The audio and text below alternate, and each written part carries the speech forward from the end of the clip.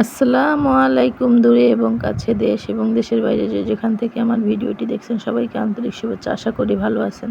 আমার আজকের রেসিপি নারকেলের দুধ দিয়ে টাইগার চিংড়ি মাছ ভুনা।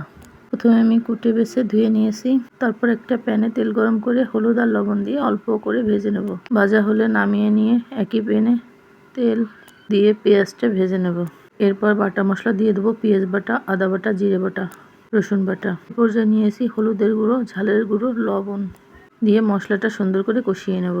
মশলাটা যখন সুন্দর করে কষানো হয়ে যাবে এ পর্যায়ে ভেজে রাখা চিংড়ি মাছ দিয়ে দেব, দিয়ে নেড়ে চেড়ে কষিয়ে নেব। এখানে আমি আগে থাকতে নারকেলের দুধ করে রেখেছিলাম। ঝোলের জন্য আমি নারকেলের দুধ ব্যবহার করেছি। নারকেলের দুধ দিয়ে কিছুক্ষণ রান্না করে নেব।